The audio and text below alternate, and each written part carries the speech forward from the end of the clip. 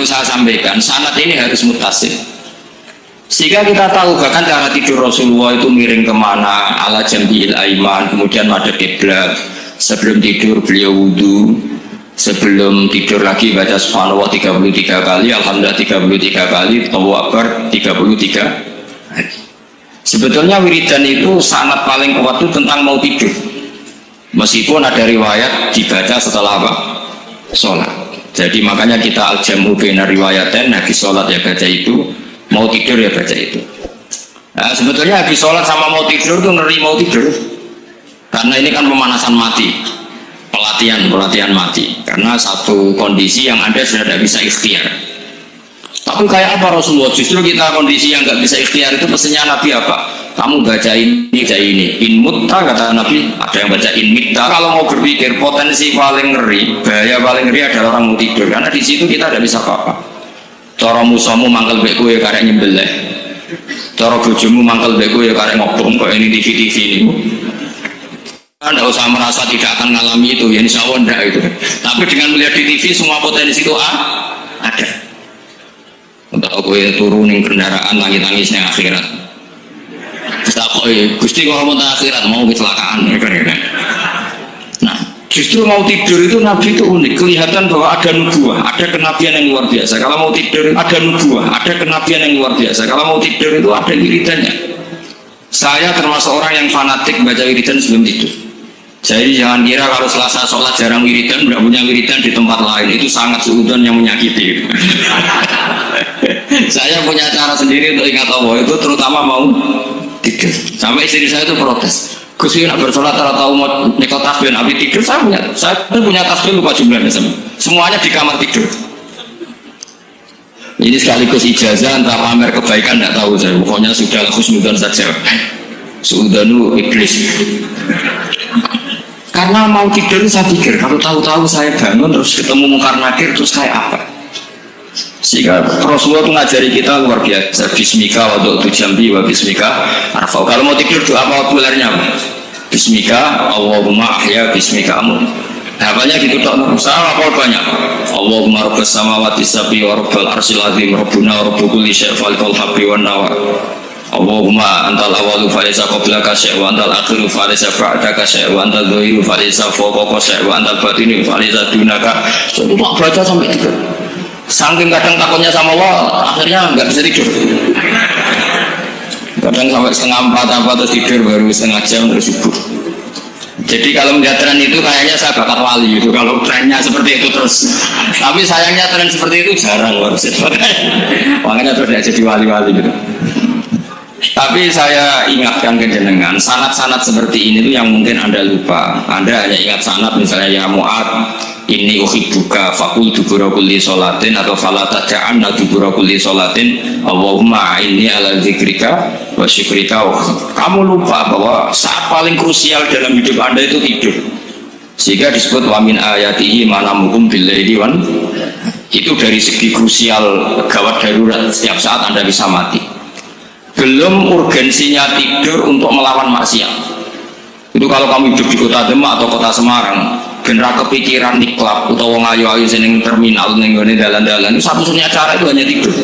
Kowe nak melek tetap jelalatan tak jamin. Masuk kene ngarep masjid Demak nggo tasbih gede-gede. Pangeran bedelok wong liwat tuh kelengur.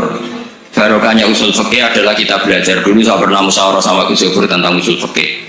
Usul fikih itu ada makalah, mubah itu tidak ada. Sebagian ulama berpendapat mubah itu tidak ada. Karena setiap mubah saat itu Anda pasti meninggalkan keharaman. Itsma min mubahin illa wa yatahaqqaqu bihi tarku haramimma. Tidak ada kemubahan kecuali saat itu kamu meninggalkan keharaman. Anda tidur, jadi Anda taroktal maksiat. Anda tidur berarti Anda meninggalkan maksiat. Enggak nyolong, enggak dugem, enggak zina, enggak maling, enggak ngerasani orang. Jadi tidur anggap saja ya Rob, ya Allah saya mau tidur. Tidur itu ibaratun antar ma'asi. Jadi malaikat roket pate kandhani iki ra sekedar turu, ya kowe kudu ngerti iki ape ninggal maksiat. Hitung mulai saiki. Bismika Allahumma ya bismika. Namun ayo roket pate hitung, anggap ini kiat meninggalkan maksiat. Terus turun 6 jam berarti tidak maksiat 6 jam. Meskipun akhirnya maksiat karena bangun jam 7. Artinya masih ada subuh gitu. Tapi betapa krusialnya ulama. Ulama lah yang mengajarkan kita tidur itu rohatan lil abdan, untuk istirahat. Kita pulih lagi, bisa kerja lagi. Pak Bupati bisa ngantor lagi, Pak Kapolsek, Kapolres bisa ngantor lagi. Semuanya aktivitas tentara bisa ngantor lagi. Memulihkan kekuatan itu ibadah. Meninggalkan maksiat karena tidur juga ibadah. Tidur saja ibadah. Ini barokatnya umatnya Rasulullah Shallallahu Alaihi Wasallam. Senyaman itu. Coba kalau kamu jadi umatnya Nabi lain, wah itu beratnya bukan main. Dan itu sesuatu yang dimintakan Allah, dimintakan Rasulullah kepada Allah, yaitu Rabbana wa la tuhammilna ma la taqata lana bih.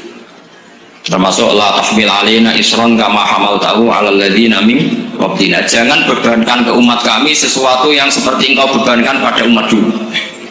Umat dulu itu kalau mau tobat, kayak umatnya Nabi Musa pernah nyembah anak sapi, itu yang pernah nyembah tobatnya dibunuh. Liap dolal dari umingkum al mujrima, yang terbebas dari menyembah anak sapi disuruh bunuh yang pernah menyembah anak sapi. Fatubu ila bariikum faqatulu anfusakum. Mau beratnya kayak apa? Kalau orang sekarang tobat cukup soal Pak Rosid, salami tempel 100.000, dipandu caranya tobat di hari istighfar. Nomor itu penting, nomor loro seneng kiai, seneng aku maksudnya kalimatnya jelas. Itu pokoknya yang jelas gak usah dibunuh, gak usah apa? Gak usah apa? Dibunuh. Sehingga tidurnya umatnya Rasulullah itu luar biasa, terutama tidurnya orang puasa. Tidurnya tasbih, tidurnya ulama juga tasbih. Karena dengan tidur itu kita tahu alamat kematian. Dimana kita masih di dunia saja punya kondisi di mana kita tidak bisa menentukan diri kita sendiri. Dan itu awal dari kita mengimani la haula wala quwata illa billah. Sebagai koyok ngono ternyata ada kondisi di mana kita tidak bisa mengendalikan diri kita sendiri. Makanya disebut wa min ayati manamukum billaili wan nahar. Yang bisa menganalisis itu siapa? Ya ulama. Ulama kok tahu karena punya sanad musalsal ila Rasulillah sallallahu alaihi wasallam. Sehingga uniknya kenapa tidur itu sakral? Coba semua nabi di antara wahyunya itu lewat apa? Semua nabi di antara wahyunya lewat apa? Tidur, lewat mimpi. Ini arafil manami anni atfahuka fangzur madza. Maka mimpi ini harus dikelola secara baik. Yaitu kalau kamu mau tidur, wudu dulu, baca tasbih, terus tinggalkan semua dunia, anggap saja ini pemanasan kematian. Itu insya Allah mimpinya sip pokoknya. Paling kejar-kejar dajjal kecemplung kali insya Allah. Tapi kalau kamu tidur gak wudu, raiso turu terus raiso turu mangan sedu, raiso turu terus raiso turu mangan sedu, ben iso turu, insya Allah dikejar dajjal kecekal. Akhirnya melindur gak karu-karuan karena tadi. Nah, sangat seperti itu yang punya siapa? Hanya ulama. Ada lagi satu contoh, ini sudah hampir 20 menit maksud.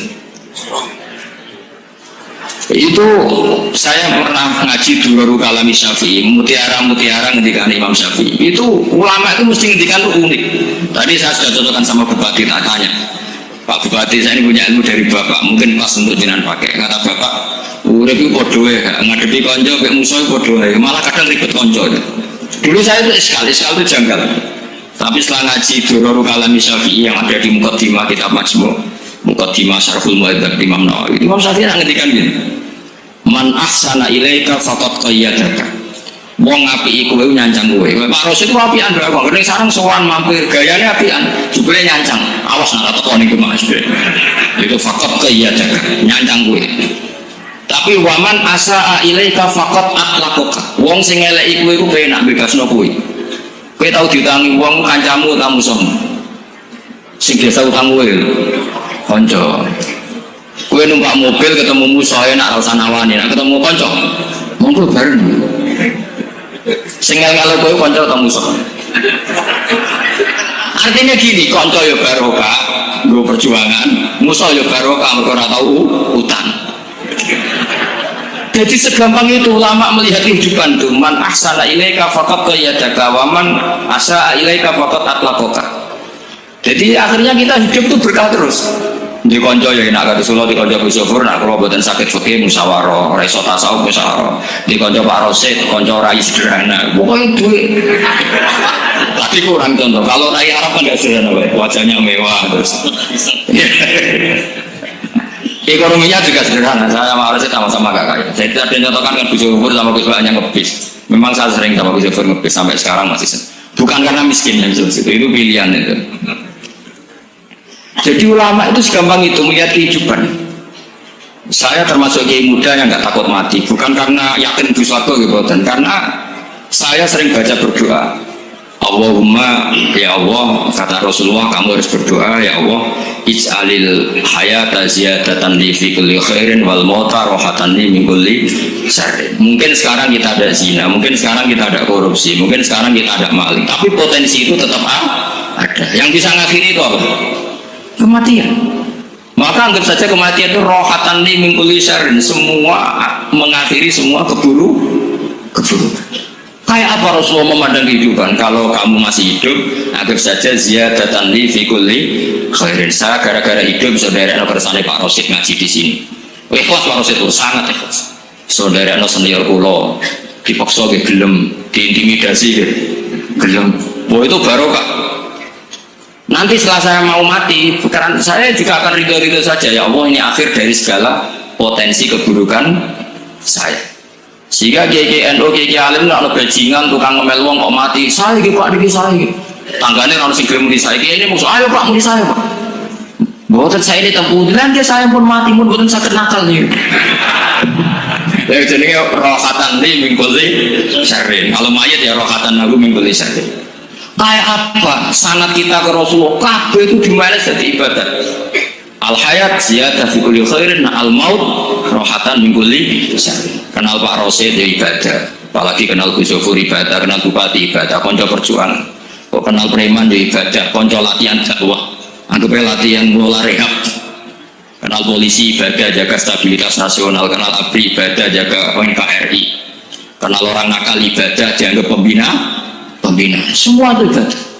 Kayak apa ajaran agama ini? Semuanya baik-baik saja, tergantung nih.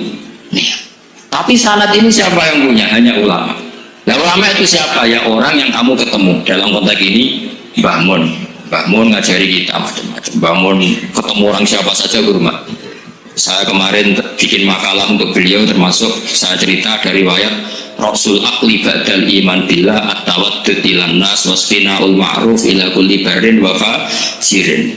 Inti iman setelah akal menentukan kita iman kepada Allah, akal setelah mengantarkan logika iman kepada Allah, akal itu kita gunakan at-tawaddud ilan nas supaya kita bersikap simpatik dan melakukan kebaikan kepada siapa saja. Karena barokahnya kita simpatik nak ngandani wong nggih gampang. Misalnya kita di kiai alim sundul langit sampean mbek tangga modit ketemu wong peremot sing ape ngandel iku sapa? Sementara sing preman ayo ngopi nggonku sik tenang ae. Sing kiai ini orang begawean ngene ngopi kowe. Akhirnya sing preman sakok di pengaruh, sing kiai ini bakil gak duwe pengaruh. Itu tidak boleh kejadian seperti itu. Makanya ada riwayat wasfinaul ma'ruf ila kulli barin wa fajirin. Jadi suwun sanad-sanad seperti itu tidak boleh hilang. Saya itu kitabnya Bangun Al-Ulama Al-Mujadid itu setengah hafal, sampai sekarang masih tak baca. Kalau mau tidur tak baca, bahkan di tas saya itu ada terus. Ya karena kalau saya di Jogja kangen Bangun baca itu ketika beliau masih sugeng, apalagi sekarang. Karena jangan sampai saya ini punya fatwa yang mukhalif terhadap fatwanya Bangun. Ini terutama warning sama santri sarang, nggak boleh. Terakhir itu Bangun punya kecenderungan, punya pikiran kayak Yusuf Qaradawi. Ya potensi wajibnya zakat khodrawat fawakih. Menghentikan gini sama sih ingat ketika ngaji sama Gus Yofur Pak Rosid kalau Bangun guyon wong desa itu wis melarat gegere nganti kaya akeh wae Bangun nyontokno gegere macul nganti kaya akeh gara-gara sing ditandur pari wajib zakat. Wong Sulawesi nandure kakao cengkeh zaman iku cengkeh joyo berhubung ora akut gak wajib zakat padahal kaya. Jadi fenomena itu sering diutarakan beliau. Lama-lama beliau ngarang di Al-Ulama Al-Mujadidun, beliau mengutip pendapat Ibnu Katsir, tentu di era modern kayak Yusuf Qaradawi. Sebenarnya Yusuf Qaradawi sendiri bukan mujtahid, dia yang mukallid juga. Kata Ibnu Katsir, wa mimma akhrajna lakum minal ard, yang harus dizakati adalah ma itu umum, apa saja yang keluar dari bumi. Maka kecenderungan Bangun akhir-akhir itu, beliau fawakih khudrawat itu dizakati. Tapi beliau tentu tidak ilzam ya, karena beliau sangat syafi'i. Tapi ini kan saran yang baik lah menurut saya. Apa susahnya sih jadi wong lomo gitu. Wong jadi wong medhit kok bila-bila. Lah nek tak kok takbirin ndi Gus, nak khudrawat fawakih, melon, kakao, tebu wajib zakat. Takbire iku lomo iku apik, medhit iku elek, ngoten mawon.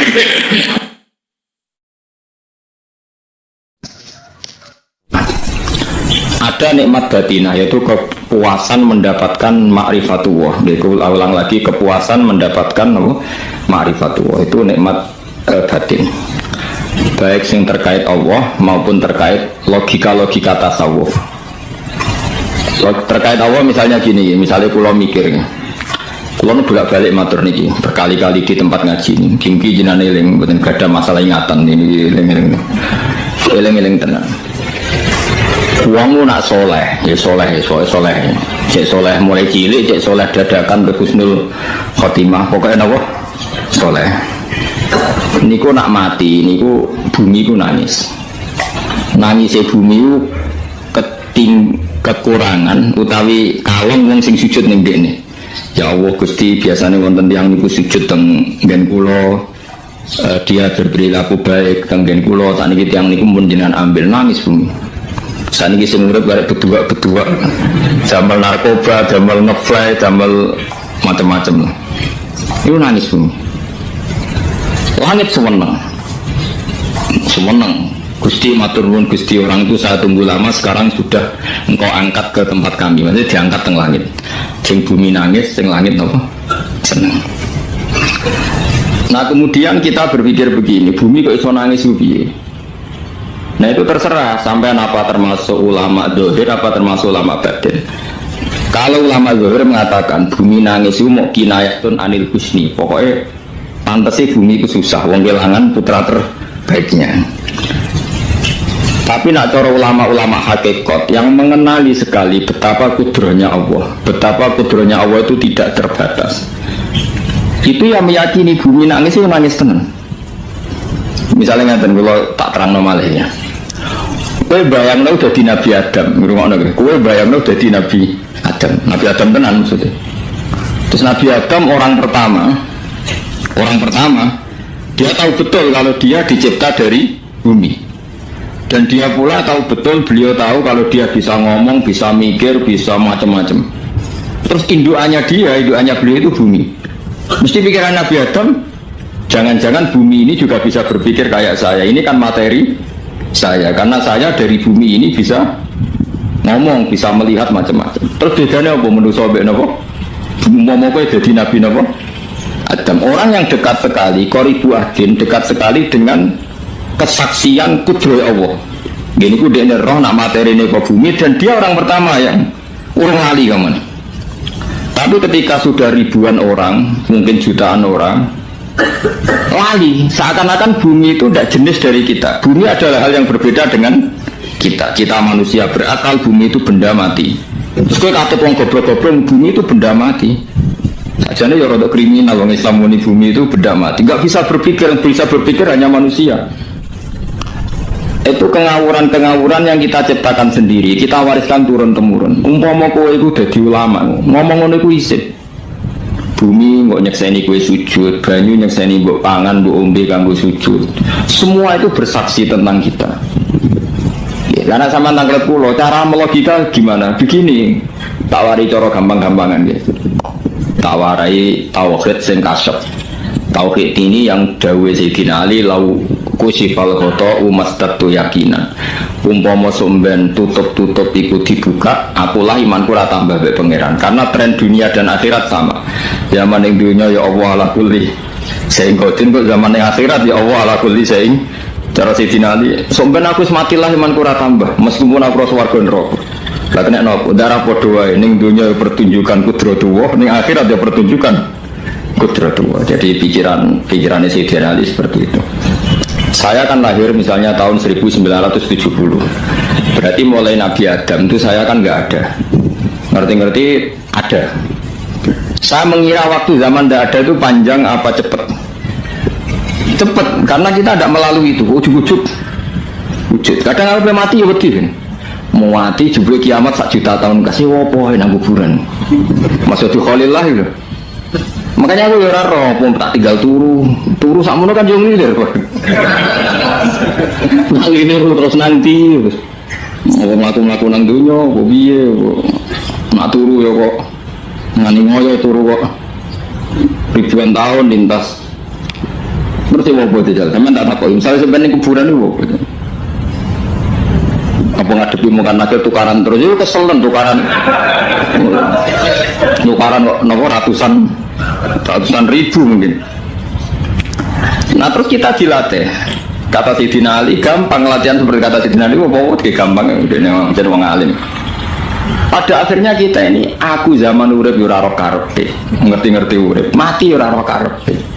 Pas mati sebentar tangin dah ora ora karepe. Pokoke wa mata sauna illa ya sawwa. Makanya masyhur dia ketemu orang ateis.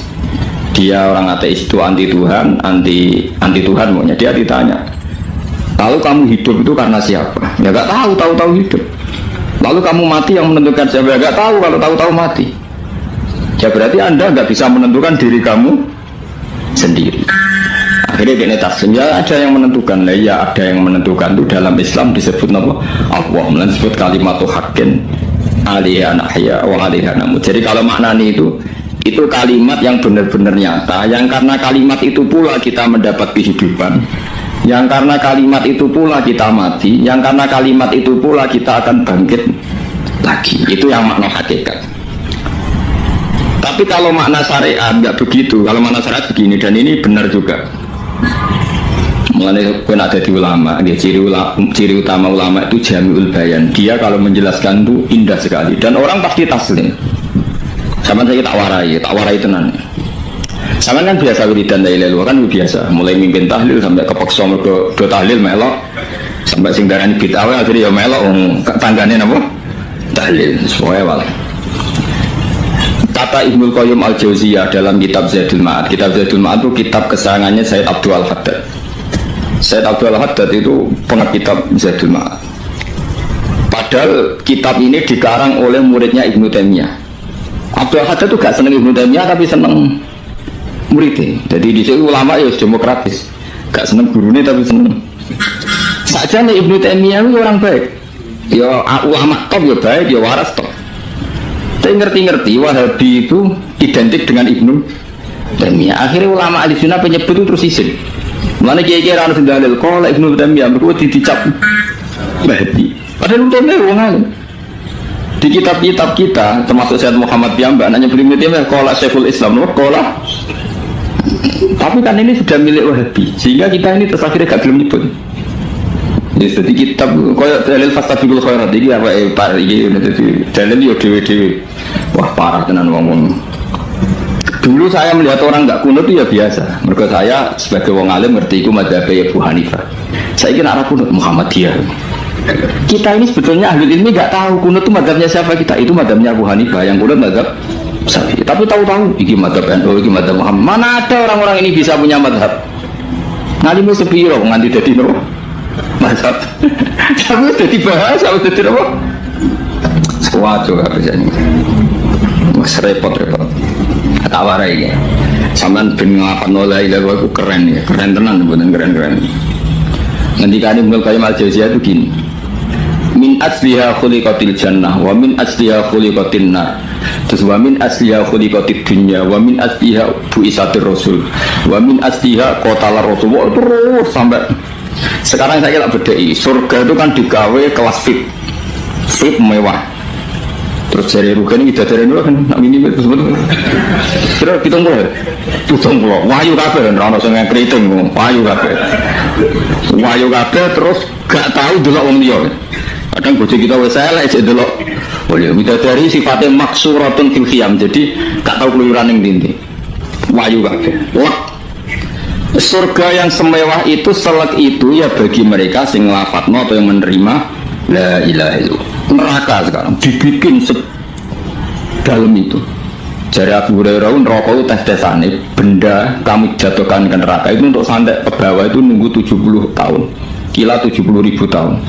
Jadi nak hati yang buat cepet neraka itu cebloknya ngenteni 70. Betapa dalamnya ngentakno dugo piro ya bayang misalnya.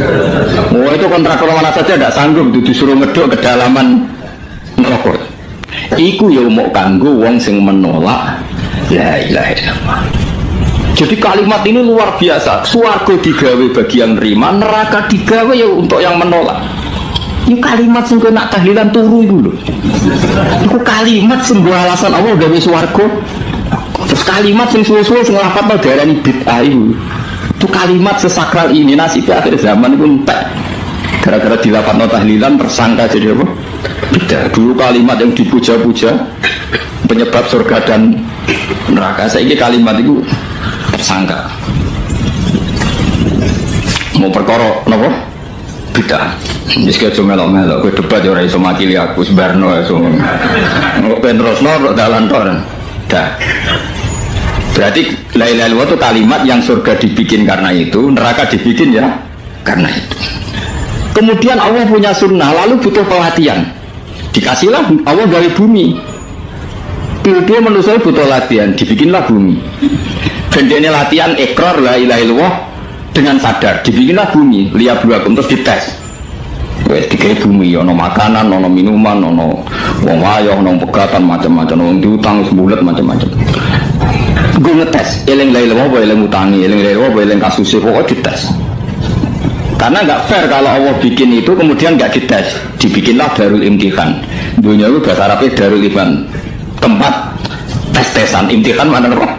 Tes, lihat beruagum diuji. Pas diuji kita hidup. Artinya kita dihidupkannya pun oleh Allah demi tes-tesan. Lah itu disebut kalimat hakin alaiha. Nah biasanya kita hidup pun ini untuk dites. Pada akhirnya la ilaha illallah apa enggak? Paham ya? Terus dites. Allah itu juga secara hukum itu kan nggak fair, dites kok nggak punya pemandu, dibikinlah rusul, diutuslah para rusul untuk pemandu. Tes itu kan butuh seru, mak pemandu tok orang musuhnya kan nggak seru, dibikinlah setan. Saat ini sebagian kita sudah setan tapi ini ben seru. Lho ndak setan kan minal jinnati wan nas, rumangsamu setan sopo. Baik setan minal jinnati wan nas. Jadi kan amni auzubillahi minasyaitonir rajim terjemahnya berlindung Allah dari saya sendiri Allah itu kan itu. Lho itu kalau lama dulu biasa auzubillahi min syururi anfusina wa min sayyiati amalina. Sebenarnya kita berlindung hanya dari setan yang jauh, iblis itu enggak. Ya setan diri kamu sendiri, min syururi anfusina, dari kejelekan diri kita. Ngomongnya udah wujud, soalnya setan tuh makhluk gaib sing piye. Tapi aku sopo. Nanti gue maksiat terus berkelakap, klop, roh mbek setan klop, mulai terus maksiat. Dah. Allah ngutus pemandu yang ngecul setan dan fair. Napa? Fair. Jadi semua darul ibtila ini juga demi kalimat. Nah, makanya disebut kalimat haqqin sing alaiha nahya. Kita hidup ya demi mendapatkan kalimat itu. Kita mati nanti ya demi kalimat itu, artinya mati ke neraka ya karena kalimat itu kita menolak atau mengabaikan. Masuk surga ya karena kalimat itu kita hormat, kita benar dalam memperlakukan kalimat itu. Berarti alaiha nahya wa alaiha nam. Terus wa alaiha nub'as karuan, kalau kamu termasuk minal aminin ya nub'at minas solihin, kalau minal kafirin ya nub'as minal dzalimin.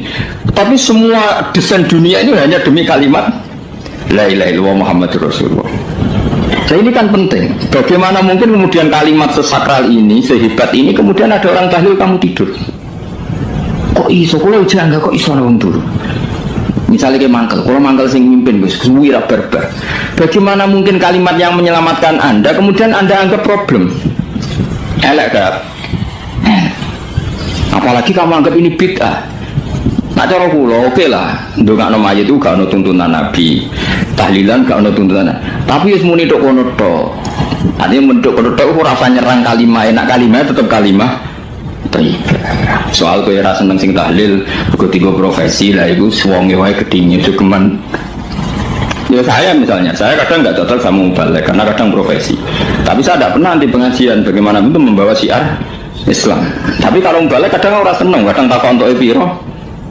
Bareng sangone sithik kok sumpah ke transportasi ini. Lah ngono kok mbok senengi ku piye? Tapi kita terus gedeng keliru ku sing gawa syiar Islam. Mana ada pengajian didengar orang banyak tanpa mubalek? Gak iso. Ini iso melepukno barang-barang ra penting dari penting iso. Lah cara guruku teng sarang ngapain mlepok nganggo panggung bareng. Tapi kadang ya benar. Yang namanya modern mubalek kiai itu bisa benar bisa salah, tapi kamu nggak boleh gedeng kalimatnya. Pilih kalimat itu kalimat hak. Ini penting kalau utarakan. Sehingga zaman Nabi Sugeng ini rungokno tenan ngaji kula. Zaman Nabi Sugeng ada sahabat namanya itu Usamah bin Zaid. Ini sahabat kesayangannya Nabi, hibbu Rasulillah.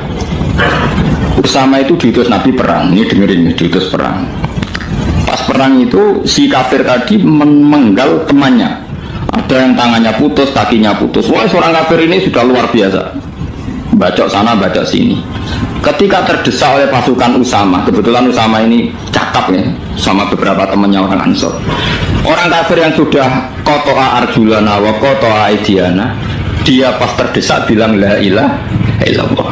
Terus sama Usama tetap ditusuk, dibunuh karena dia berpikir ini qolaha muta'awid, dan dia melafazkan kalimat itu hanya berlindung dari pembunuhan. Setelah dilaporkan Nabi itu marah besar. Nabi ngendikan kaifa anta ya Usama bila ilaha illallah idza ja'at bika yaumal qiyamah. Kowe nak ditakoki la ilaha illallah ku piye? Piye wis ngomong la ilaha illallah, tapi sampai ngomong ngoten sak usih ngetoki tangan kula, maksud tangan kula tangan kelompok saya, kiai saya. Nabi tetap jawab kaifa bila ilaha illallah idza ja'at bika yaumal qiyamah. Nabi menyoal terus. Sampai menjadi fatwa ijma'nya fuqaha, siapapun yang melafatkan la ilaha illallah harus kita terima meskipun qolaha muta'awidzan, meskipun saat melakukan hanya cara zahir berlindung dari ya, sehingga kita terima. Orang kafir yang 80 tahun kafir melafatkan la ilaha illallah 1 menit menjadi mukmin. Sampai ada ayat kulil ladzina kafaru iyantahu yufar lahum ma qad salaf. Ini kalimat yang sakral, bahkan kafir yang 80 tahun saja menjadi mukmin hanya karena melafatkan la ilaha. Mulanya yang ngaji saya, yang senang saya, jangan pernah kamu mengatakan ada bid'ah yang orang bisa jadi kafir. Bagaimana mungkin orang mukmin yang ke kuburan dan melafatkan la ilaha illallah kamu katakan kafir? Padahal kalimat ini yang kafir 80 tahun saja menjadi mukmin. Saya kira orang ngelafat la ilaha illallah mergo salah tempat pinggir patok mbok arani kafir. Kok aneh? Mungkin kafir 80 tahun itu jadi mukmin iki gara-gara ngapal la ilaha illallah dadi kafir. Mergo mau salah kali, salah tempat. Ning pikir apa? Patok. Gue nara cocok nih nganggur, wong sering ziarah ku nganggur. Nyatane yo tenan. Cara dene pegawai negeri ora sering ziarah. Nah gue, tapi ora usah muni kafir gak mungkin lah. Coba kalimat ini itu orang kafir yang 80 tahun menjadi apa coba? Dengan melafazkan kalimat ini. Mukmin ya? Berarti kalimat ini adalah kalimat penghilang kekafiran.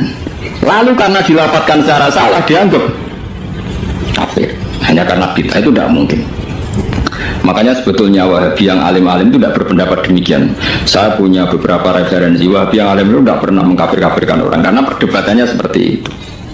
Misalnya ini gue kuwaju. Sebenarnya kalau orang alim itu ya mirip-mirip, entah Wahabi entah tidak mirip-mirip. Karena kalimat tadi. Wahabi itu kitab terbesarnya itu Ibnu Taimiyah. Ibnu Taimiyah itu punya murid Ibnu Qayyim Al-Jauziyah. Sampai sekarang saya lihat di fatwanya Ibnu Taimiyah itu begitu hormat sama orang-orang kita ini sama. Tapi tahu-tahu lewat penyaduran sana sini terus menjadi kacau.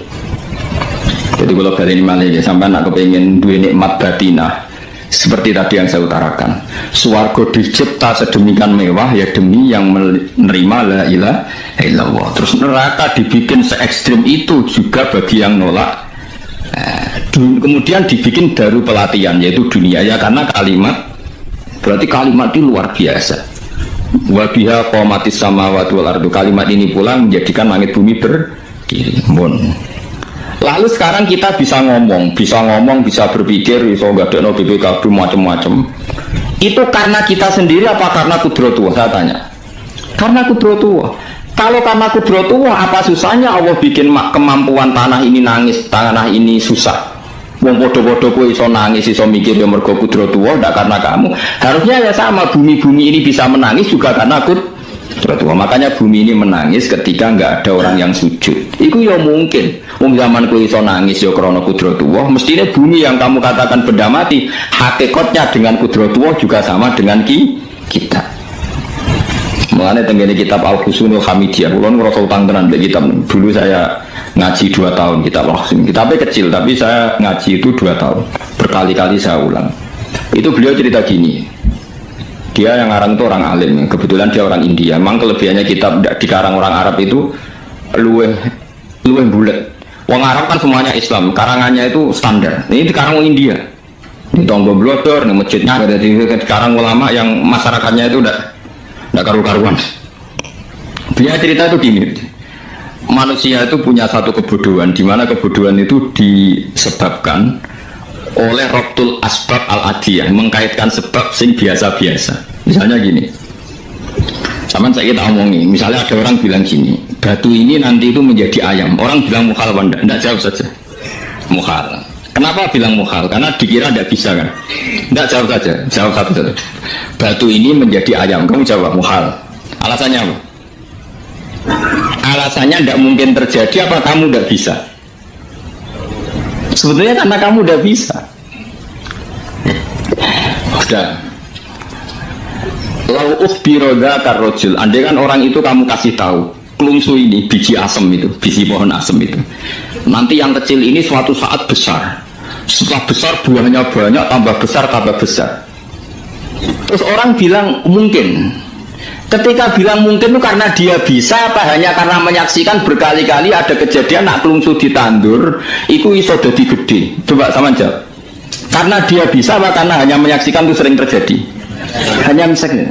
Artinya zaman dia mengatakan mungkin itu pun tidak memberi kontribusi ikut buat. Iya enggak? Tetap bergantung kudrahnya Allah.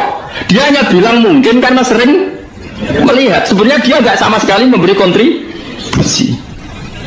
Lha darani mungkin ya ora urun. Paham? Lalu kenapa dia kecangkeman terus muni wong wis mati dadi lemah gak mungkin dadi manusa meneh. Lho zaman dadi manusa sing wis ngene iki kok mani dene lara melok gawe. Terus muni mungkin mergo sering terjadi, sering bersaksi. Berarti sebenarnya manusia itu pakai ukuran dia mampu tidak mampu apa pakai ukuran bersaksi melihat? Bersaksi. Nah ini kan problem, kita sebagai manusia itu problem. Makanya disebut wakanal insanu doluman jauh lawis goblok aja. Menurut manusia itu nak wis goblok aja. Makanya saya kemarin diminta ngisi di pondok kajen. Kalau sampean berdebat sama orang ateis atau orang komunis itu gampang saja. Dilatih begini seperti teorinya Quran. Ya, nanti saya teruskan ini tak ulang lagi ya. Saya ulang lagi ya. Andai kan nggak pernah terjadi telur itu jadi ayam, nggak pernah terjadi sama sekali. Telur itu jadi ayam. Terus kamu mengasih tahu orang tadi, telur ini loh nanti jadi hewan yang hidup terus terbang. Mesti dia bilang mohal, mau benda mati kok nanti jadi benda hidup yang terbang ngalor ngidul. Berhubung sering terjadi dan dia pun tidak ikut bikin, bilang mungkin. Paham? Saya ulang lagi ya. Berarti dia bilang mungkin karena sering apa? Terjadi dan dia lihat. Andai kan pertama kali nggak ada telur sama sekali yang jadi ayam, terus pengalaman pertama di dunia belum pernah terjadi. Kamu kasih tahu telur ini nanti jadi ayam terus terbang. Orang ini bilang muhal enggak? Muhal. Berhubung sering terjadi bilang enggak. Nah berarti kita nanti bangkit dari kubur gampang saja bagi Allah. Cuma belum pernah terjadi kamu mengatakan muhal. Nah makanya otak kita harus dibenahi. Makanya jogeman percaya yang pernah kita lihat, yang sering kita lihat. Percayalah dengan akal, tapi akal waras deh. Karena waras itu repot tatanannya wangil. Makanya Islam itu melatih. Kul falillahil hujjatul baligha. Misalnya begini ya, dulu kalau Gerwani atau PKI atau siapa saja lah, itu kalau melatih anak-anak TK, makanya seorang ulama harus punya kecakapan penjelasan ibanatul ahkam. Itu anak-anak kecil dilatih. Anak-anak kamu terpejam, mintalah manisan sama Allah.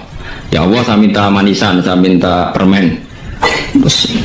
Terus disuruh buka, dapat nggak anak-anak? Nggak dapat bu. Wah berarti Allah nggak ada. Sekarang minta sama bu guru. Bu guru kami minta permen dikasih. Berarti yang ada bu guru bukan Tuhan gitu. Akhirnya jadi gerakan ateisme. Nah sebetulnya untuk melawan gerakan itu kita harus melatih begini misalnya gini ya. Saya itu pernah ketemu sama orang yang berpikiran komunis. Oh komunis juga. Dia nantang saya gini, Pak, pokoknya saya tidak bisa menerima konsep Tuhan sebelum Anda bisa menjelaskan kenapa ada Tuhan. Jadi, bocah kok elek ini. Nah, aku ngerti aja sak cerdas ini tetap cerdas aku yakin sudah tahu cerdas aku. Selain raine seram meyakinkan, saya pikir tetap cerdas. Kulo itu kan wong Quran gitu, artinya punya pikiran panjang. Mungkin di antara orang Islam kita ini tidak punya kecakapan menjelaskan. Tapi kalau orang sering baca Quran, apalagi dia ngaji tafsir ya, yang waras maksudnya waras. Serapati senang duit, barang ini penting. Kalau senang duit, mari goblok. Yakin ulama senang duit, mari goblok, tak jamin. Umpama alim ya kelas B, kelas C nggak bisa, takik nggak bisa. Kalau tahu kandani konco kulo, Rian nabi jenengan udah saya kaca akeh. Lah kenapa? Cok seneng duit bro. Duit itu masalah bagi ulama. Orang duit itu masalah kan ya. Maksudnya rasa seneng tapi ojo terus gak duit. Sekarang saya tanya, Quran itu melatih kita gini. Quran itu sederhana kalau ngelatih tauhid. Tapi orang pasti ingat. Kata Allah gini, nggak apa-apa, saya tidak Tuhan, nggak apa-apa. Kamu yang Tuhan. Tapi buktikan kalau kamu Tuhan. Caranya gini. Am khalaqus samawati wal ardi. Ya nggak apa-apa, kamu yang Tuhan nggak apa-apa. Tapi buktikan kalau kamu menciptakan langit, bumi. Mereka pasti ikrar, ya tidak mungkin saya menciptakan bumi, saya lahir sudah ada bumi. Yesus lahir sudah ada bumi, nggak mungkin Tuhan. Terus Tuhan membuat pertanyaan kedua, am khuliqu min ghairi syai'in. Ya sudah, kalau saya ada Tuhan, lalu nggak ada Tuhan, berarti alam raya ini tercipta oleh sesuatu yang nggak ada. Aneh nggak? Misalnya sebelum alam raya ini nggak ada Tuhan. Berarti sebelum alam raya ini kan adanya nihilisme, sesuatu yang nggak ada. Kemudian sesuatu yang nggak ada menjadi penyebab sesuatu yang ada. Aneh gak? Menurut saya aneh. Sesuatu yang nggak ada itu mestinya kan nggak bisa ngelabeti, nggak bisa berfungsi, nggak bisa ada gunanya. Mau jenenge raono itu ya marai popo. Mau raono kok jadi sebab. Sesuatu yang menjadi sebab itu yang wujud apa yang nggak ada? Yang wujud. Saya takut. Nah kalau nggak ada Tuhan berarti alam raya ini lalu sebabnya apa? Ya dari ketiadaan, lalu tiada itu menjadi sebab. Yang tiada kok jadi sebab itu tekem ya. Mikir. Di mana-mana yang sebab itu harus barang yang wujud, nggak boleh tiada kok jadi sebab. Ini kan jadi aneh, sesuatu yang tiada menyebabkan sesuatu yang ada. Jadi ya pokoknya ronde ini kalah, tahu sama nak pikir nganti mati temen aku ini mana. Makanya sebetulnya dalam ilmu mantek pertama itu kita tidak harus iman Tuhan itu namanya Allah, tidak harus. Makanya pertama dikenalkan, sementing kenal Tuhan itu ada dulu, disebut zat sing wajibil wujud, belum disebut namanya Allah. Allah itu disebut nama Islam, paham ya? Saya ulang lagi, Allah disebut itu nama Islam. Tapi kalau penemuan akal hanya sampai kita ini butuh zat sing wajibil wujud, sing menjadi penyebab semua alam raya ini. Di bahasa Arab disebut musabbibul asbab. Belum menyebut Allah musabbibul asbab. Islam pun pertama Iqra turun ya nggak nyebut Allah. Iqra bismi rabbikal ladzi khalaq, khalaqal insana min 'alaq. Iqra wa rabbuka. Tuhan itu siapa? Yang mencipta. Nah, yang mencipta ini oleh syariat Islam disebut Allah.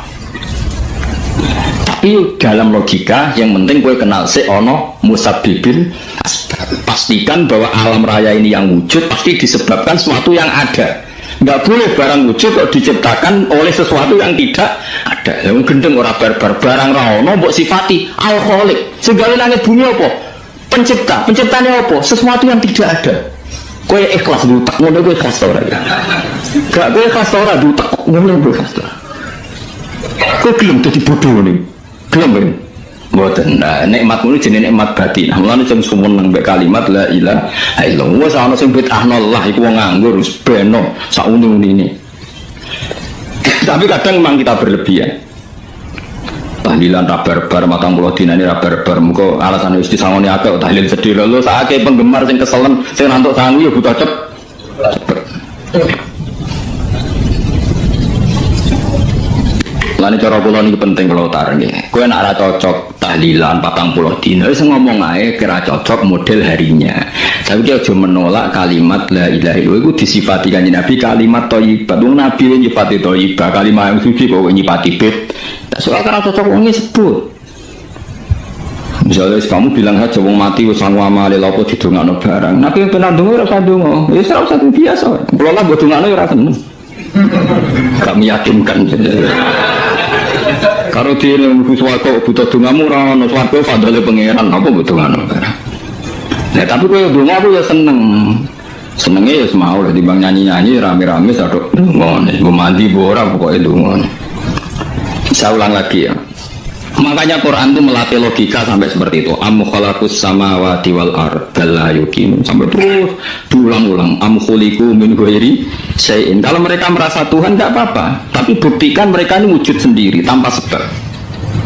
Atau begini, kalau mereka tidak tahu sebab pencipta langit bumi, mereka sendiri suruh yakin kalau mereka adalah penciptanya. Am humul khaliqun, enggak apa-apa. Ya tapi masih Abu Jahal gendeng lah, masih Abu Lahab ngawur lah, nak takoi ya wes mengeran kue ke sing gawe langit bumi. Penggemarnya saja pasti tertawa. Masa Abu Lahab darane pencipta langit bumi wong lahir ini bumi. Tapi Quran oleh gojlok am khalaqus samawati wal ardo. Apakah mereka menciptakan langit bumi? Bala yuqinu, mereka pun tidak pernah yakin. Jadi itu pangeran. Makanya di mana-mana orang alim itu suka debat. Karena pangeran sendiri kalau menjelaskan kebenaran seringnya juga nantang debat. Kata Allah, Qul ara'aytum ma tad'una min dunillah aruni madza khalaqu minal ardi am lahum syirkun fis samawat. Enggak apa-apa mereka Tuhan kata Allah, tapi buktikan zaman langit diciptakan mereka memberi kontribusi apa? Apa urun bego, apa urun cagak, apa piye lah pas satu gawe langit itu dekne urun apa dari am lahum syirkun fis samawat. Misale urun apa lah? Urun tol, urun apa lah. Itu pangeran. Mereka kan pasti menjawab enggak. Terus itu nih di kitab min qabli hada. Kalau kamu nggak percaya Quran sebagai kitab nggak apa-apa, tapi buktikan kamu punya kitab tandingan. Nggak, mereka nggak punya juga. Atau gini, nggak usah Quran, nggak sakralan. Au ataratim min ilmin, atau kajian ilmiah yang membuktikan bahwa Yesus itu Tuhan, atau yang membuktikan bahwa berhala itu Tuhan. In kuntum shodiqin, nggak apa-apa kalau kamu benar, buktikan. Nah, itu makanya semua nabi itu punya kecerdasan, karena tadi nabi kadung nantang itu nih di kita min qabli hada au ataratim min ilmin in kuntum shodiqin. Tapi sekarang orang alim soleh itu jarang. Yang orang gerung soleh rapati ngalim, nggak sing alim biasanya rapati soleh. Bulan itu masuk rontok-rontok, ya rontok soleh ya rontok, tapi lumayan masih menjaga hujjatullah tadi. Sebab itu ulama dulu mengajarkan Allah itu siapa? Disifati zat sing wajibil wujud. Karena alam ini kadung ada. Kalau alam ini kadung ada, pasti penyebabnya sesuatu yang wujud. Tapi kalau wujudnya mungkin, bahaya. Yang sing gawe wujudnya terima mungkin, bisa wujud, bisa tidak. Makanya dipermanenkan yang gawe alam ini zat sing wajibil wujud. Sing wujudnya wajib.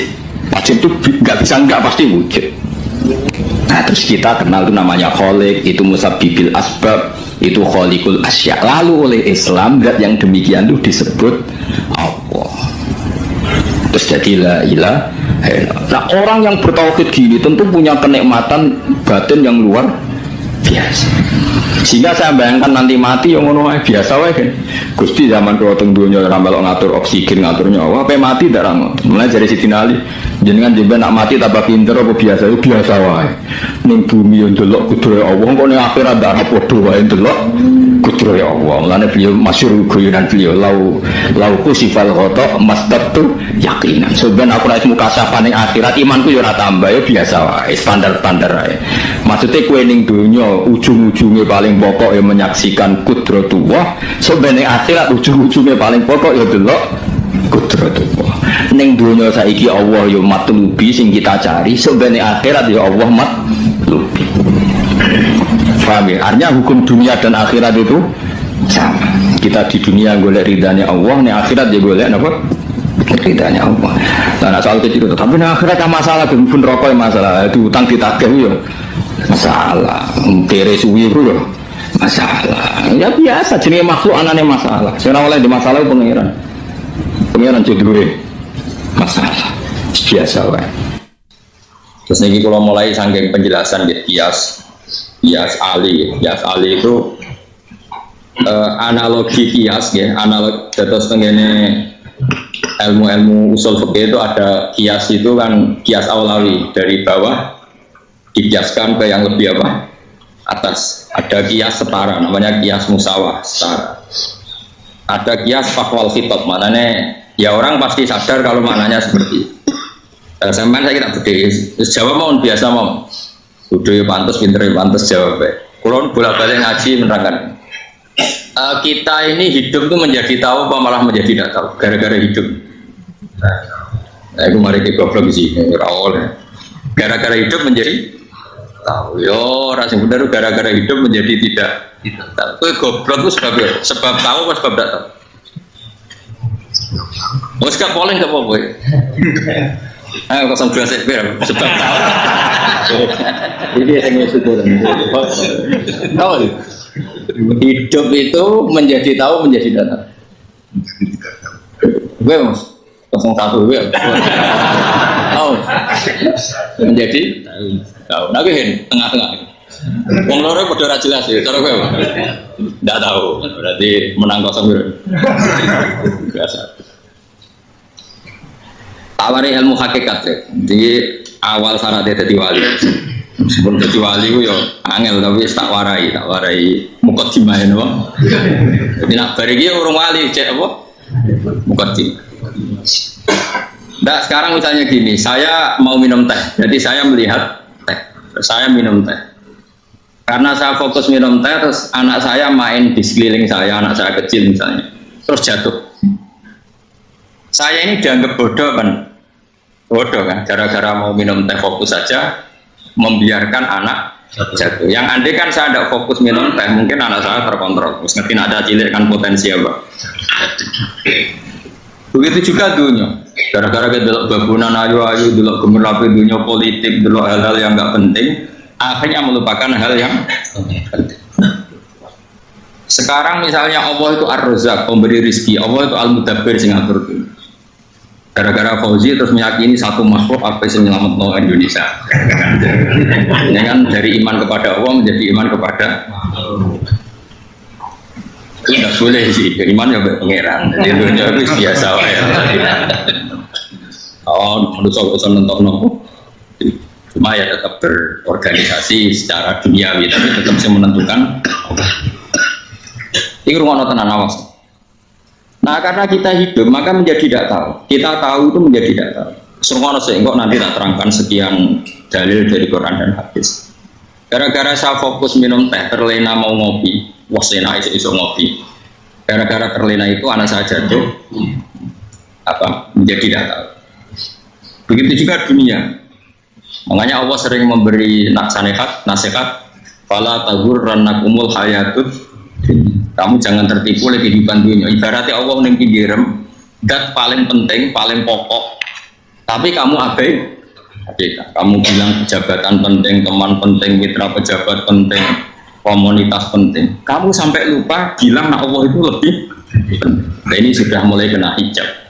Nah orang yang kena hijab ini nanti tidak bisa masuk surga karena Allah duka dengan duka marah besar. Allah ngendikan kalla innahum ar-rabbihim yauma idzil lamahjubun. Orang-orang ini nanti ketika di akhirat terhijab dari saya karena zaman yang dunia ora tau roh aku. Kenapa kok terhijab? Justru karena ada yang diketahui, justru ada yang diketahui. Contoh paling mudah itu copet atau lonte atau koruptor atau apa saja.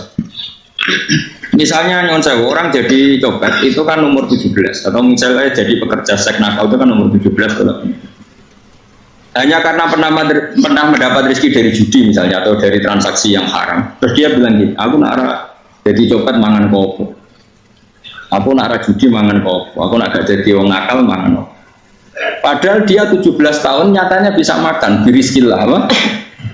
Tapi pernah merasakan 1-2 bulan dari rezeki haram, dia menvonis seakan-akan tidak bisa makan kecuali dari rezeki haram. Ya itu tadi gara-gara tahu nikmatnya uang yang sepintas lewat haram, nyopet atau korupsi, terus menafikan nikmat-nikmatnya. Jadi dari tahu nikmatnya nyolong atau korupsi menjadi tidak.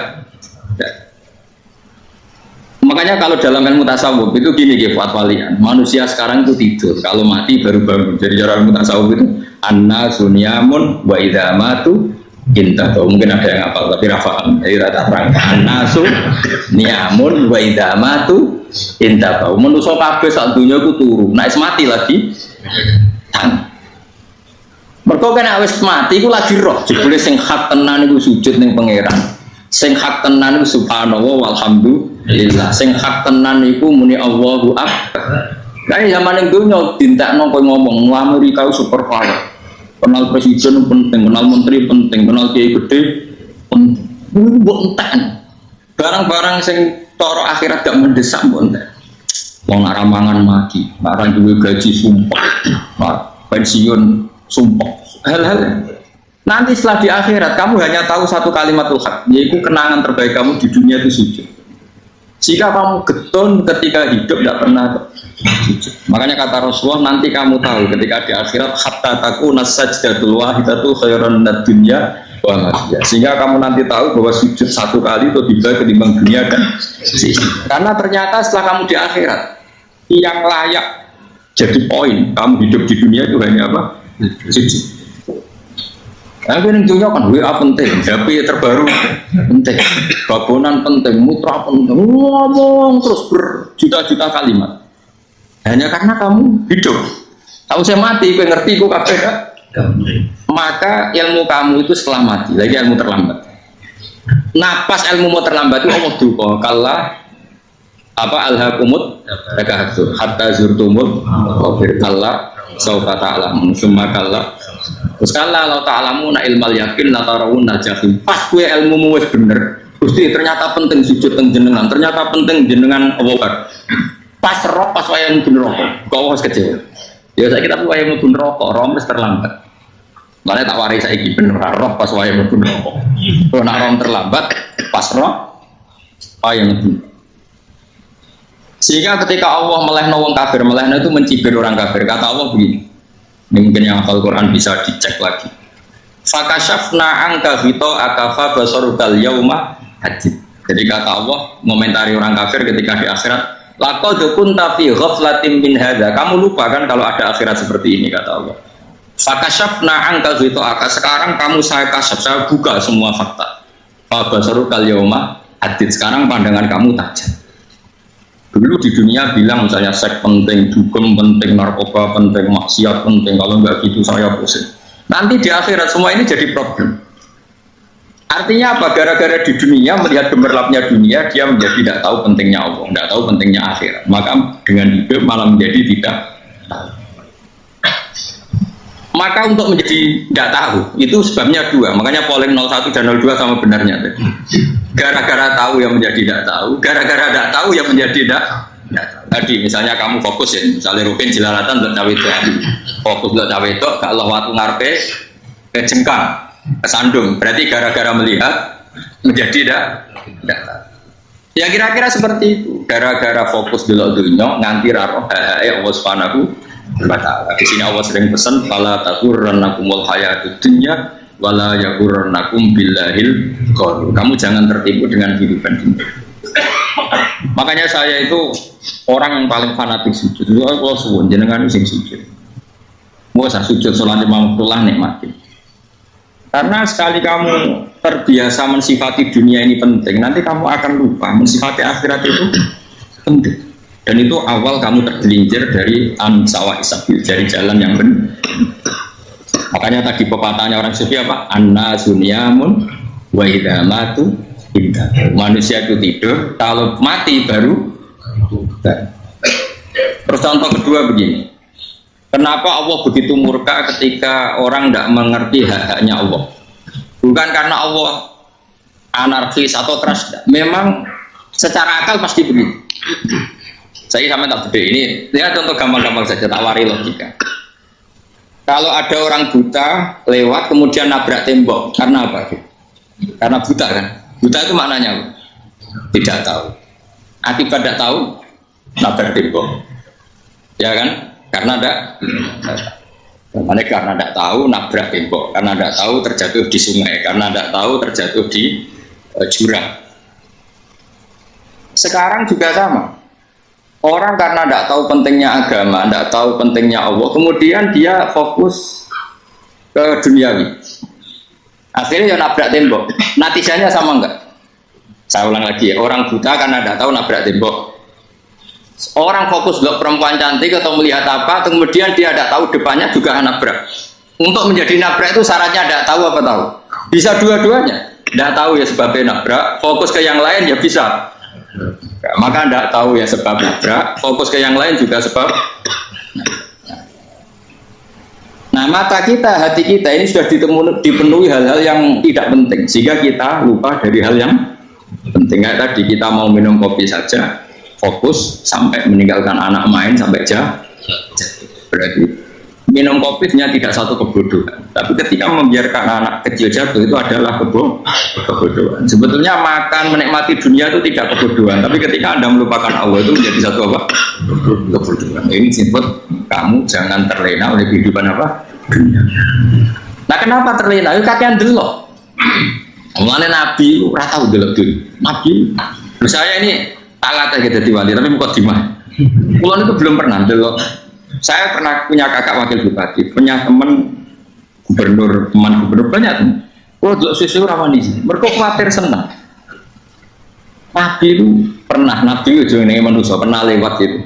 Kemudian tonggo-tonggonya Nabi kebetulan pas pulang bawa unta-unta banyak.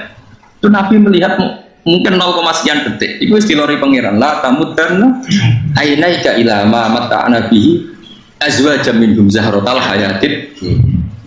Jadi misalnya kayak oke misalnya dulu numpak alpat pejabat orang sing bukan enak aja nak jadi wong nih. Kalimat itu direkam oleh Allah bahwa Mustafa pernah ngomong enak jadi wong itu numpak alpat orang sing bukan. Tapi kita tetap kering. Sehingga nanti di akhirat kalimat itu direkam misalnya nanti ternyata yang numpak alpat misalnya numpak alpat tadi di neraka, kamu ikut di neraka karena dia menikmati alpat lali akhirat. Kowe yang ngangen-ngangen kepengen seperti itu, maka poinnya sama. Walaupun rokok bareng. Terus ada orang sujud di musola, melarat sujud. Kowe gak pernah enak itu wong iku. Padahal sujud itu yang menjadi orang masuk. Terus kowe ditakoki ning akhirat. Kowe tahu angen-angen dadi wong sujud mboten ate. Tapi kowe tahu angen-angen mewah nate. Yes, seneng ono kira-kira gitu. Lha iku la tarawunal pas kowe roh ilmu yakin pas wae mlebu. Jadi mulanya kita ajari dini tiap-tiap supaya kira mlebu. Makanya latih melihat dunia itu juga kesungan. Misalnya di konco jadi pejabat. Kalau nanti di keluarga pejabat sampai sekarang pun saya sering punya teman. Buat nanti kalau melihat bahwa dia pejabat. Karena saya takut dosa. Saya melihat dia seorang mukmin yang sujud, yang sholat. Saya bodoh sekali kalau melihat dia pejabat. Karena itu tidak ada artinya dah. Saya sampai sekarang saya melihat presiden orang yang mukmin, sehingga saya harus hormat. Saya melihat bupati orang yang mukmin, sehingga saya harus hormat. Melihat sampean ini wong sing mukmin, malah gue jalanan barang ini sudah mukmin plus. Jadi rasa tiga kartu pinter gue jalanan budal bisa gaya bisa. Budal itu rano mana nih? Oh anu kabar uang bisa mau kitab kok. Jadi saya ulang lagi ya. Makanya saya itu nanti kalau sampean alim sudah kayak saya, itu pasti nggak kagum sama sahabat. Sahabat itu, apalagi Rasulullah ya tentu. Sahabat dulu aja yang gampang ditiru. Sayyidina Umar ketika ditusuk oleh Abu Lulu siapa? Al-Majusi. Abu Lulu itu seorang Majusi. Dan Umar itu orang pendendam. Dia orang pendendam. Tapi tentu karena dia orang baik, ya pendendamnya hal-hal yang baik. Coba kalau kamu ditusuk orang itu dendam nggak? Kira-kira sebagai manusia kan dendam. Itu tanyanya begini sama yang ya kalau sekarang orang dekatnya. Yang bunuh saya tadi siapa? Itu Abu Lulu Al-Majusi, Gulamul Mughirah. Dia budaknya Mughirah. Majusi, iya ya Umar. Dia sudah mau mati. Itu ngetikan gini, sama siapa alteknya? Alhamdulillahilladzi lam yaj'al maniyati biyadi rajulin sajadalaka sajdah yuhajuni biya yaumal qiyamah. Ya Allah, terima kasih sekali ya Allah. Engkau mentakdirkan saya dibunuh oleh orang yang nggak pernah sujud. Kalau saja dia pernah sujud, maka dia berhak menuntut saya dengan sujudnya untuk masuk surga. Artinya gini, kalau dia ditusuk orang yang pernah sujud, misalnya Sayyidina Umar ditusuk oleh Ruhin, kemudian Umar masuk Ruhin masuk neraka, aku tetap pedih Gusti. Isowai sujudnya dia menjadikan nggak berhak masuk neraka. Artinya Umar sangat hormatnya pada sujud, dia nggak berani. Jadi kira-kira kok Umar sujud kue, kok kira-kira rawani maksud anak kue mlebu. Dia di kekuatan sujud yang mempotensikan tetap dia masuk surga. Makanya dia seneng, dendamnya kesampaian. Syukur lah, nak sing mateni aku ora tau sujud. Jadi tak patut nang neraka langsung gludeng ngene kira-kira. Saking hormatnya sampai sing jenenge sujud. Tapi kita sekarang enggak. Rawong ning musala sujud, ya jeneng wong nganggur. Otak kita ini sudah PKI lah, kamu. PKI halus, PKI yang tanpa kartu, paham? Makanya Allah kalau muji sujud, enggak sama tak latih supaya baca Quran yang benar. Kayak apa Allah bikin Ka'bah? Kayak apa mulianya Ka'bah? Itu dibikin Allah untuk apa? Lil akifina wa ta'tusai warrukais sujud, dan untuk orang-orang rukuk dan sujud. Ketika Allah menurunkan rezeki di bumi dan di langit, itu perhitungannya Allah masih itu asli. Rabbana liyuqimus shalah faj'al afidatan minan nas tahwi ilaihim warzuqhum minas sam. Gusti ben nak sujud ku kuat. Piye-piye menungso nak ramangan ra kuat. Nak is kuat dia tenok punya ben sujud liyuqimus shalah. Ketika Allah muji orang baik atau ibunal abidunal hamidunas sa'ifunas atrusnya arrokiunas yang rukuk yang sujud. Karena tadi ketika nanti Anda di akhirat, kenangan terbaik Anda di dunia itu hanya sujud. Liane itu coba misalnya kena akhirat atau video disetel pas kongkoi ini perapatan bariku ngelamunem disetel jadi pegawai negeri ngayal gajinya sakmene engko sakmene ku ayo wan terekam kabeh ora sini wong terus kok idola sing duwe wae sing tumpakane Alfa di sekretaris saya niku mbok nang takem iku berpuluh-puluh tahun dan itu jumlahnya poinnya misalnya 100.000 bareng idol anu Kanjeng Nabi mau 10%, cuma gayanya mau sholawat, tapi sebetulnya agak tahu bayang no ahli ini miskinan, Mbak Amit nih miskin, gayanya mau sholawat, aku peke orang tahu pengen marah loh, itu direkam. Makanya dari Habib-Habib sing alim-alim ini, almar umma aman ahabba, target batarget. Kita ini kan sering dimotivasi mubalik itu kan China itu, harus pokok seneng Nabi suwargo. Dari Habib-Habib sing alim nak ngritik masalahnya dawe mu almar umma aman ahabba wong dibarno wong sing diseneng. Apa kamu bisa menjamin seneng Nabi saudure seneng wong-wong itu?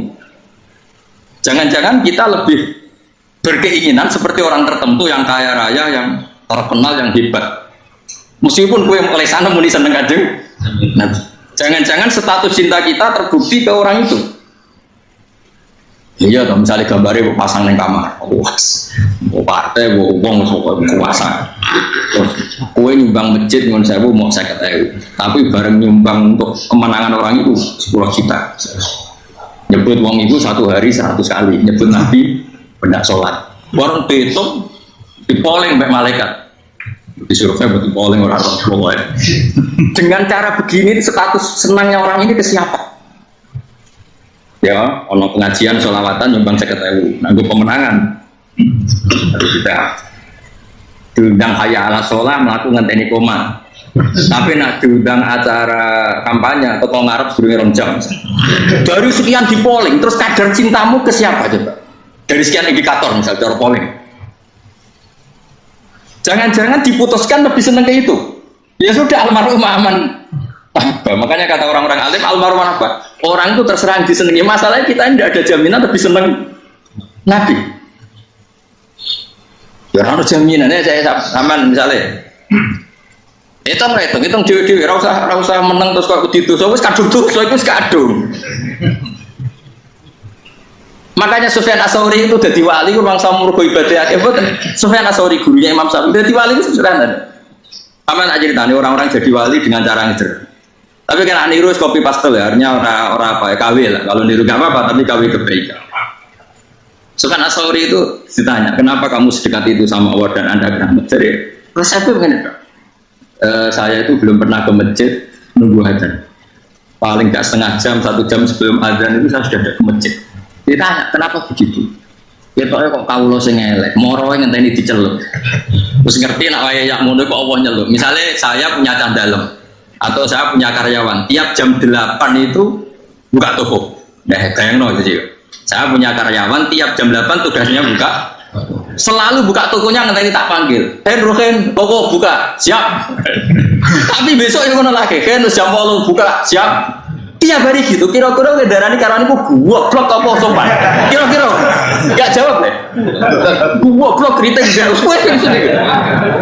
Nah, Sufyan Ats-Tsauri tidak mau gitu, nggak ngerti nak Allah yang mau wayahe manggil. Jadi ya kerja malu ya sing dadi Allah ayala solampun Gusti. Ayala solampun tentang mriki. Ini sudah dadi wali. Oh itu saya buat tiru tapi kawin, enggak masalah. Tapi ini kan resep no. Lu mangkel lo gak kira-kira. Ono karyawan tiap jam 8 kon buka tuh. Selalu marane ngenteni di pagi. Jadi wali dulu tuh punya cara muamalah sama Allah tuh luar biasa. Ya ora usah kok tiru terus men dadi wali wis ra iso kadung salah. Biasa wae. Aku lah nganti saiki ya biasa wae. Aku mau masjid ngenteni mekumat ya biasa wae. Tapi aku kan iso dadi wali lewat jalur liya lah aku ya. Jalurku kan akeh. Mulang ya mari wali, sabar ning coba ya mari wali. Jane ana jalur fakir ya mari wali. Tapi kan loro fakir loro.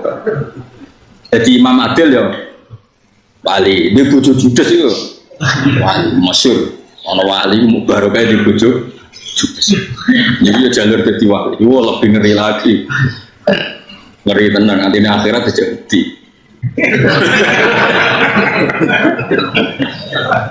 Jadi anak jate apa gak? Para suami takut iki silakan baris sing wis baris bareng sing wedok. Pak Rene tetep moro. Waktu di bojo kegawangan ini akhirat bahaya, you know.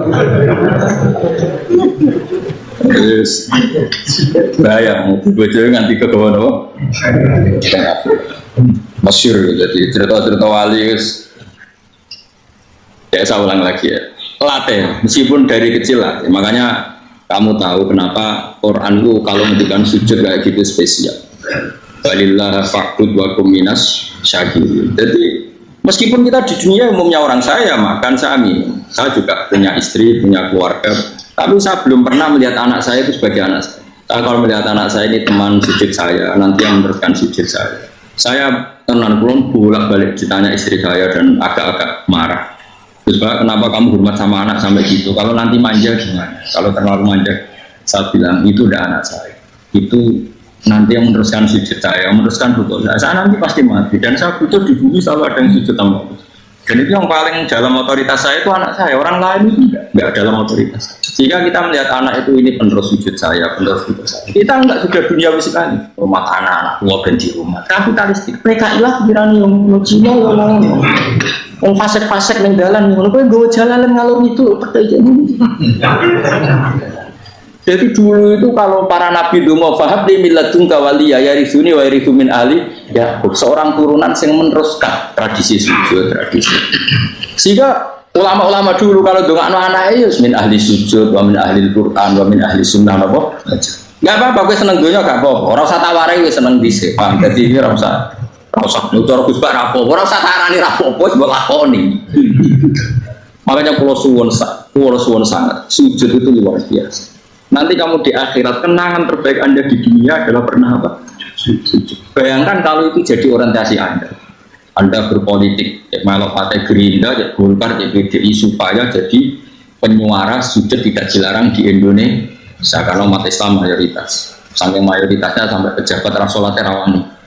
Pejabat rasolat bakal dipilih. Itu berarti kamu berpolitik niat bikin satu pressure supaya standar orang benar adalah sing nopo sujud ya benar. Kok yang kaya kerja biar bisa beli tanah untuk masjid, yang orang miskin ikut menumpang supaya masjid itu berdiri. Semuanya orientasinya menuju sujud. Jadi tidak sujud itu harus jadi wong khusus sing goblok sujud terus.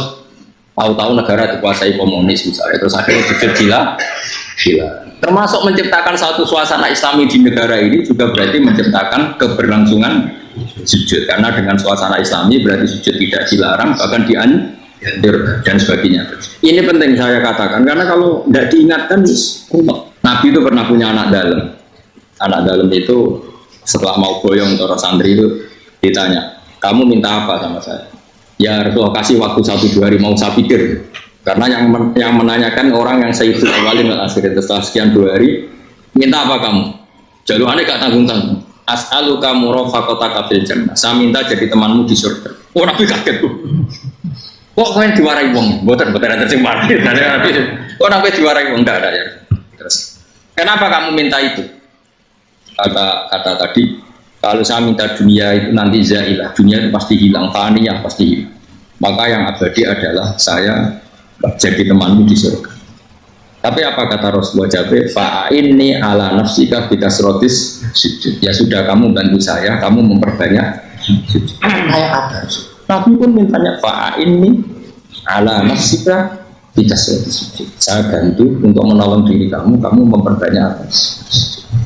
Makanya di pertama surat turun itu ada wasjud, kamu bersujud dan kemudian mendekatlah kepada Allah. Tapi sekarang enggak, karena kita kena hijab duniawi, mitra penting, semuanya penting, dan semuanya penting itu makna di hati kamu adalah hadun. Bahkan nih dolakno kiai perkara hadun nafsu, enak jadi kiai gede. Wah, teko ditolak al-badru. Wale naku widato MC ini Saiful Fadilah wal Karomah, bos tahun ini MC.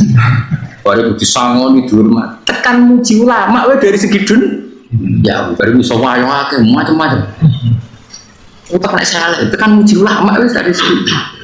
Makanya saya ini termasuk ulama, kalau kan saya ngebis biasa. Kalau jarang kerso di panggungnya, seneng gue. Supaya semua ulama udah dipandang secara apa? Dunia. Saya sampai sekarang di sana kalau biasa. Teng pasar gitu biasa. Kalau marung teng pasar mangan gitu biasa. Nak seneng kalau benar atas nama wong alim karena apa? Kalau kita terlalu menikmati dunia, lama-lama orang seneng ulama juga dari sisi keren. Tadi kiai tokoh di sualam itu cucu munggah. Ya nggak apa-apa, itu udah nggak dosa, tapi takut saya elek-elek itu ngejolakno perkara dunia, show-nya itu loh. Jadi orang ini tak pikir teko ngaji bar wis warmu paham karmu ora karep. Mulang ngarep ngaji karmu. Sing rugi kowe aku tenang ae aku. Ben orang itu latihan ikhlas napa? Latihan.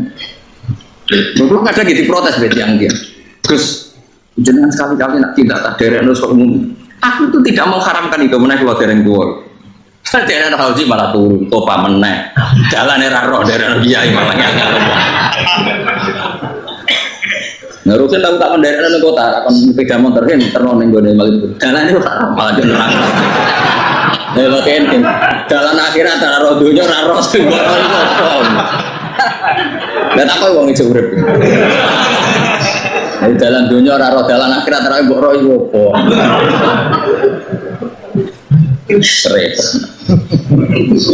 Jadi kenapa saya tidak mau, bukannya menolak, saya senang kalau kiai terhormat, senang sekali.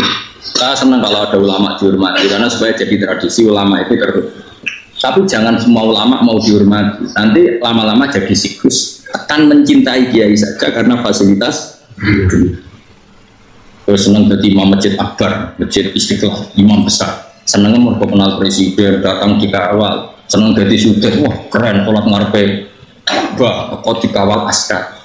Ya kalau senang karena itu kan berarti menjadi dunia. Itu sirinya kenapa Rasulullah ketika ba'da Fatih Mekah sudah menguasai Mekah, sudah naklukkan Mekah Madinah. Nabi itu satu hari terbiasa. Mau sarapan saja kadang nggak ada yang dimakan. Tanya ya Isa, apa saya bisa sarapan? Enggak ya Rasulullah. Ya sudah saya tak puasa. Supaya tetap terkontrol bahwa umatnya mencintai beliau bukan karena kebesaran. Itu Rasul. Itu setelah periode Mekah, jangan kira itu periode Medina. Apa? Itu periode apa? Medina. Periode yang setelah Nabi punya segala. Tapi Nabi tetap seperti itu. Kenangannya Aisyah sebagai istrinya apa coba? Dia cantik sekali. Aku tahu dia jal turu ngarepin Nabi terlentang. Ini Nabi tetap sholat. Nah beliau sujud sikil itu tak ingkert no.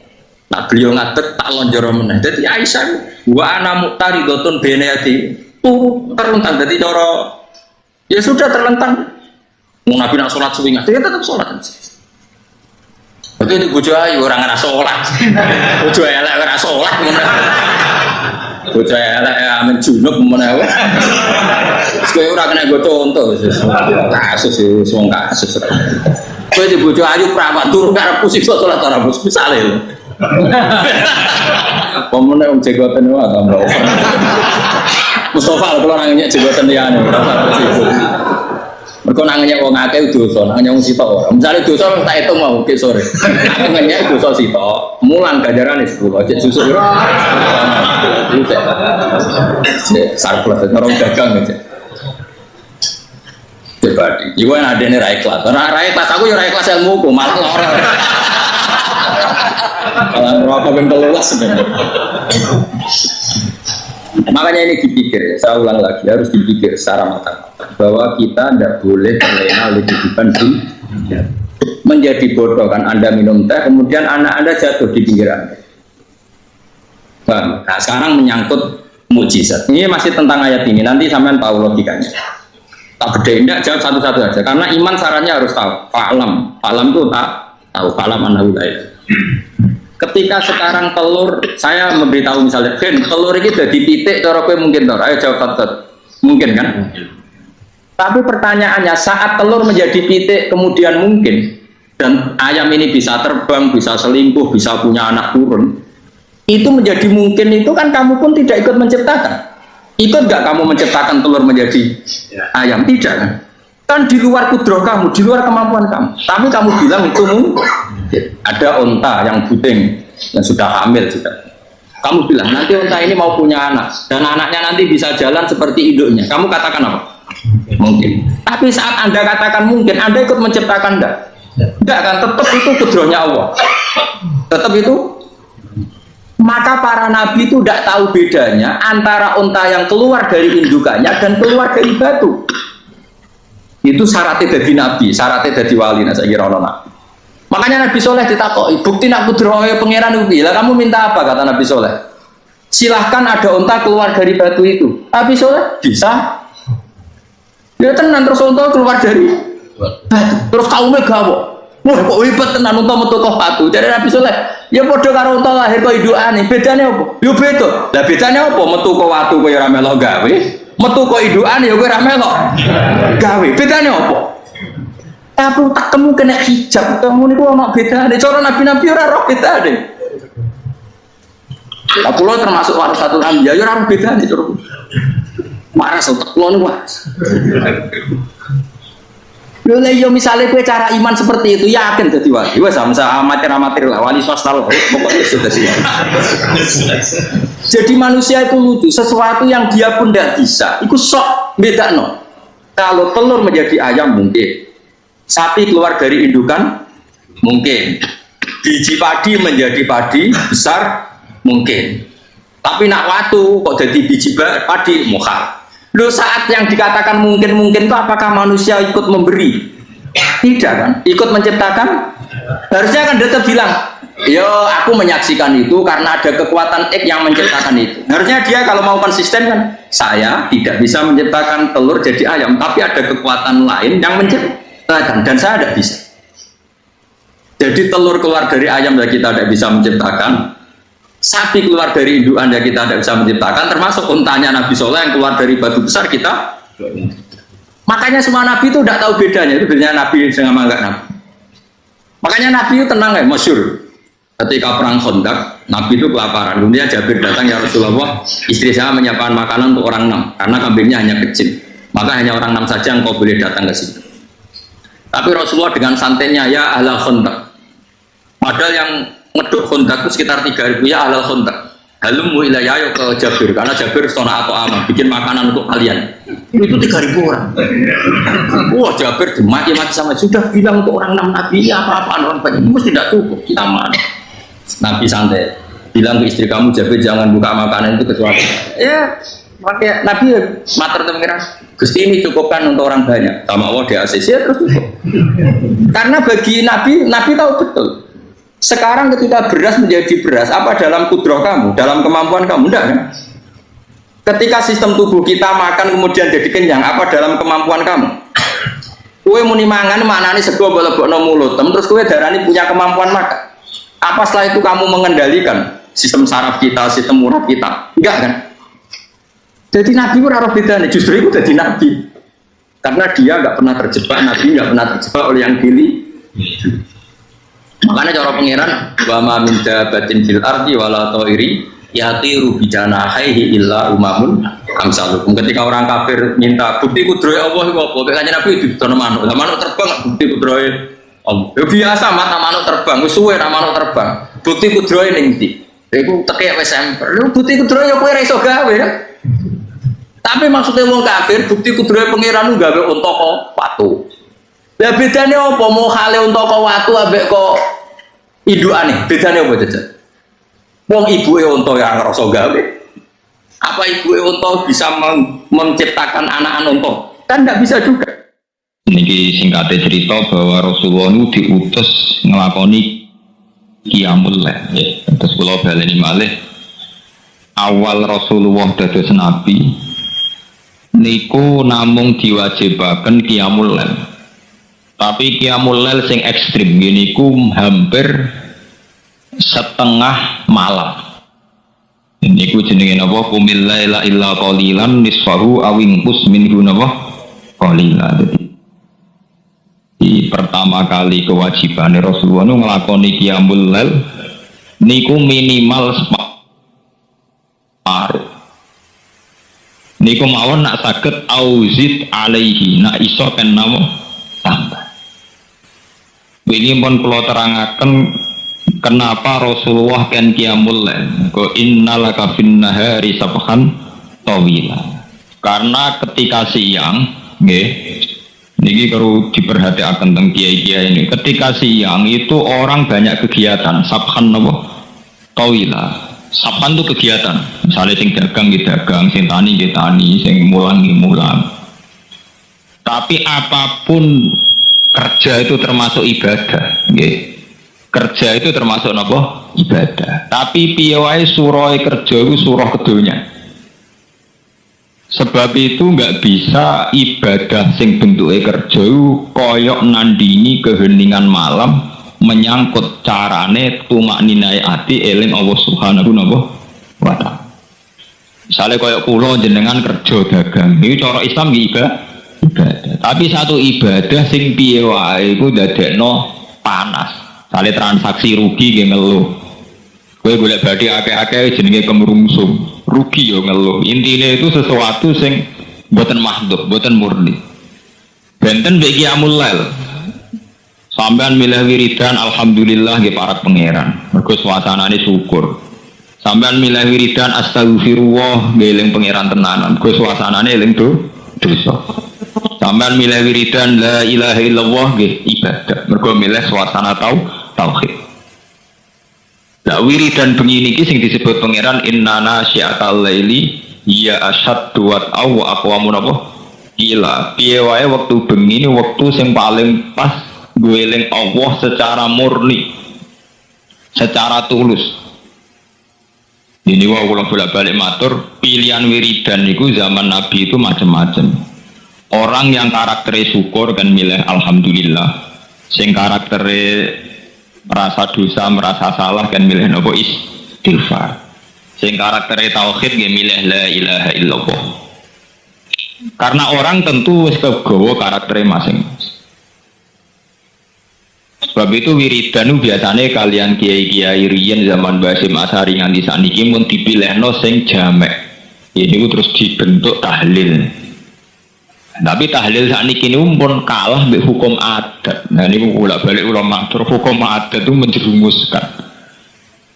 Nggih to nggih. Kita mulai cilik nganti tuwek. Ciri utama wong saleh iku qiyamul lail. Ngene iku setengah 3 napa jam 3. Mergo ngendikane pangeran wa bil asharihum yastaghfirun. Nah istighfar ning wektu sahur. Tapi tahu-tahu orang hukum adat istighosah kubro. Kerene nak ning lapangan. Kerene nak pangdam teko bupati teko. Lah iki ape takorup apa keren-kerenan. Ukuran sukses nak bupati ini teko gubernure teko. Ya memang ndak jelek, tapi ya luwe apik dibanding ketoprak ngono ae. Tapi kan artinya bandingannya minimal sekali. Mergo aturan dasar istighfar tawabil asharihum yastaghfirun ning waktu sahur mereka melakukan istighfar. Quran nyifati tiyang sae nggih ngoten tatajafa junubuhum adil madoji yad'una rabbahum khaufau wa tama'an. Tatajafa dadi benggang apa junubuhum lambunge wong akeh anal madoji saking gon turu. Jadi nak dalu tangi mergo kepengin yad'una rabbahum khaufau wa tama'an.